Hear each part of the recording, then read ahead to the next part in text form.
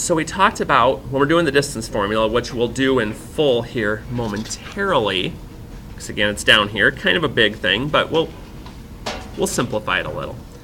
Another thing we found out we could do if we're trying to find distance is to take that line, if we have a picture, we could draw one and make a triangle out of it. Now why was that going to be good for us again?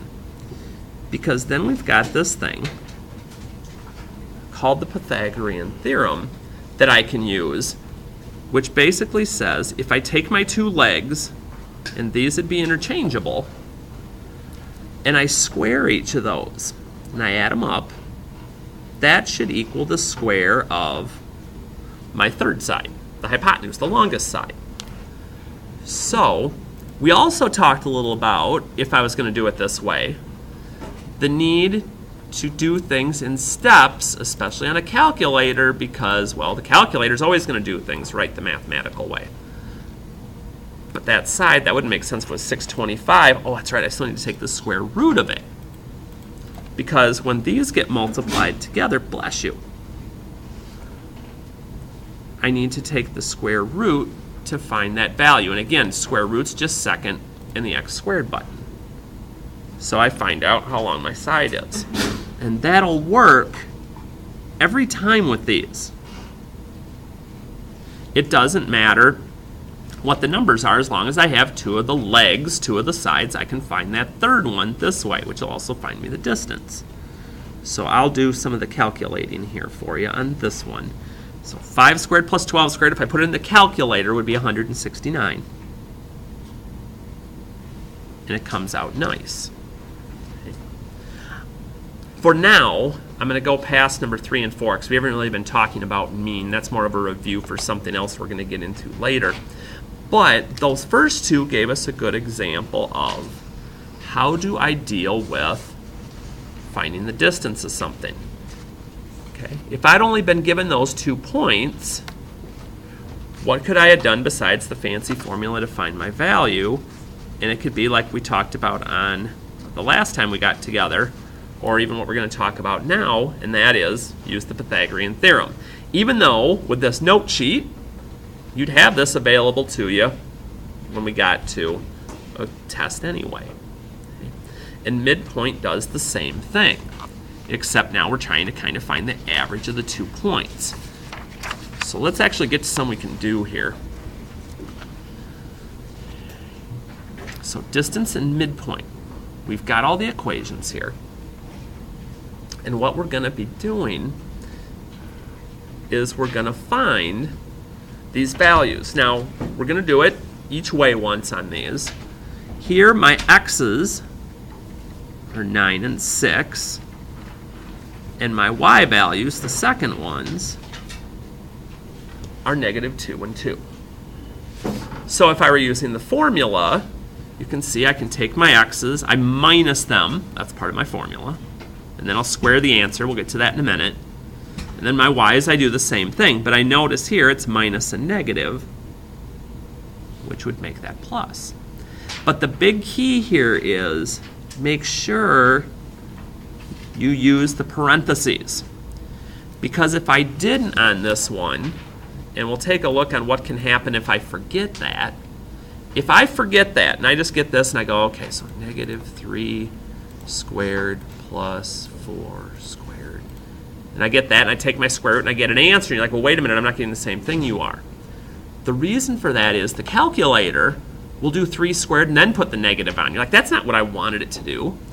So for me to let the calculator know, I want you to square -3, not square 3 and then put a negative on it, bless you.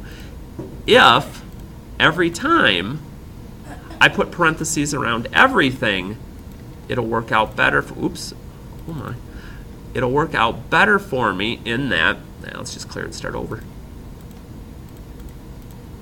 And I can get to the right answer, which is going to be 5. If I had those same 2 points and I was trying to find the midpoint, move my calculator so we can see what we're doing. It's just finding an average. Add them up. Again, oh, here comes the parentheses again. Again, don't forget the parentheses. Because, let me show you, you're like, is that same type of thing going to happen again? Yes. if I just did this, and again, I'm just taking my two x's, and I'm adding them up. Taking two y's, I'm adding them up. But if I don't use the parentheses, I'm going to get an answer I don't like. You're like, wait a minute, you got 7.5. I got 12. Now first, let's think about this. A number between 9 and 6 is 12? That doesn't make any sense. Well, what's the calculator thinking? The calculator's doing order of operations. It's going to divide before it adds. You're like, but I wanted to add 9 plus 6 first. Okay. So if I wanted to add 9 plus 6 first, I need to put the parentheses in to let it know that. If I don't do it, it's not going to think about it. So that's what I'm looking for here. So again, and I want to, on these last examples, especially with distance, I want to go over both options you have so you can kind of feel your way out on how you want to do this. Let's say you're like, I'm not a formulas person. Even with it in front of me, I tend to mess these things up. Okay, here's what we can do otherwise. I'm going to make myself a quick sketch .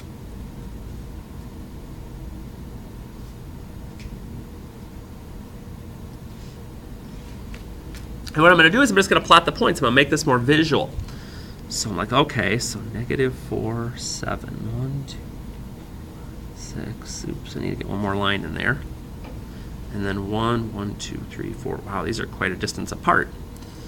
So what you do is I'm going to connect the dots, but what I'm going to be looking for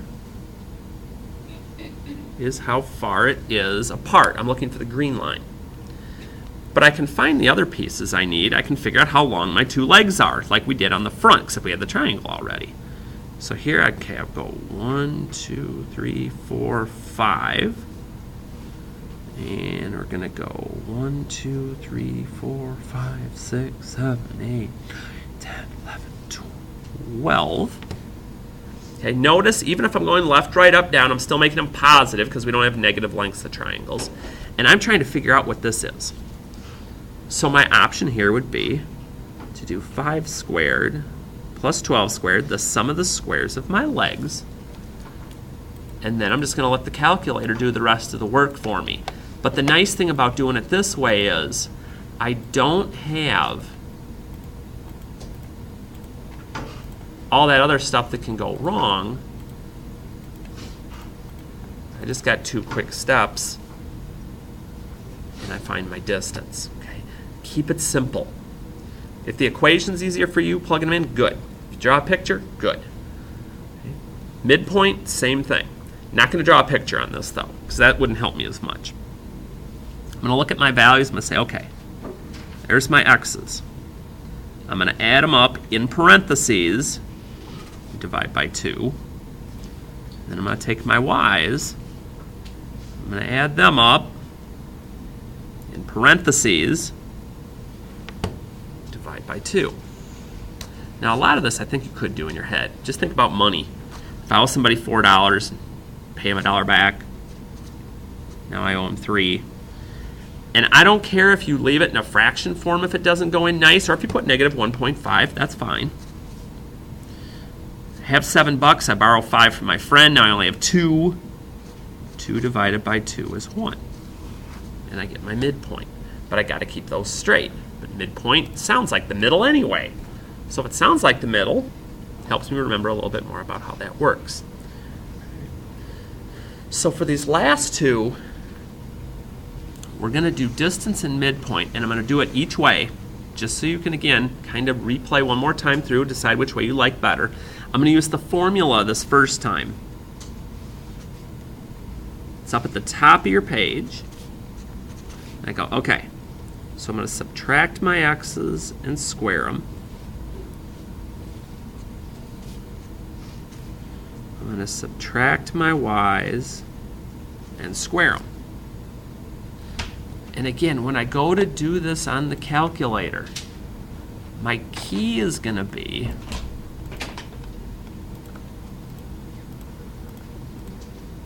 getting those plugged in. Notice I haven't done anything with the radical yet. Because like we talked about before, the problem that could get me into is if I have that extra set of parentheses, it can kind of mess things up. Now, here's where I want you to do something a little different. On the square root, if you get a square root for your distance, I really want you to think about breaking down the radical. Like, what do you mean? You mean like, square root of 45, and I write down like 6.7. No. What I mean is, if you get down to a radical, because it's going to help you get ready for when we do the unit test, I want you to think about breaking this down. In other words, those perfect squares that we keep talking about all the time, using one of those to simplify this instead of going to the decimal. Because as you move on in math, we're not going to go to decimals as much. So I start looking at these, and I find, okay, 9 goes in there. And if you're not sure, we've talked about before, just start dividing them in until you find one that works. Because then the square root of 9, if I move this up a little, is 3. Notice, not under a radical anymore because it's perfect. It gets out of radical jail. And I keep the square root of 5. That's the preferred answer. Like if this were a question on the test and you went to 6.7 after this, I'd probably ding you for like a half out of 2. It's not huge, but that stuff can add up. Midpoint again, same idea. Take my x's, add them up, divide by 2. Take my y's, add them up, divide by 2. And this is where I can get into decimals or fractions. 2 plus 5 is 7. 7 over 2, that's not going to go in even. If you put 3.5, it's okay on the midpoint because there's no radical that can break down. 6 plus 12 is 18. Divided by 2 is 9. And I'm set. And again, the only thing that's going to be different on all of these for you is going to be how you determine you're going to find your distance. Equation, better way, because it's probably in the long term going to go quicker. But again, if you're still trying to get comfortable with this, and the whole idea of dealing with that formula is kind of driving you crazy, this is still an option. 12. 1, 2, 3, 4, 6, 7, 8, 9, 10, 11, 12. And again, I'm looking for this value, but I can use the distance, my vertical and my horizontal distance, to get the same thing. So I look and I go, okay, 1, 2, 3, 4, 5, 6, and 1, 2, 3, 4, 5, 6, 7, 8. I'm looking for the mystery side, the longest one. I take the sum of the squares of the other two sides. Let's see here. 64 and 36 is 100.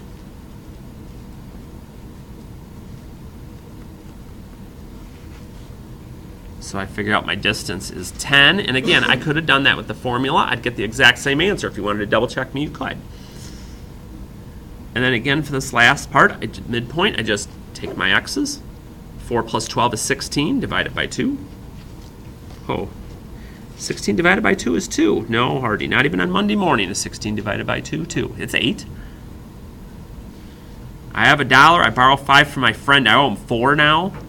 But if I split that in half, I end up with -2. So like we were saying at the beginning of class, your task is going to be working on this. Now, this is not on the current, of course, homework check that you have. This would be actually our second assignment, and the next one. Friday's assignment would be the first one. But also notice on the board, the evens are the assignment. The odds in here are extra credit, but you're looking for distance and midpoint on every problem. It's not just one or the other. So you can use the formulas. You can draw a picture for distance. That's okay. You can do that.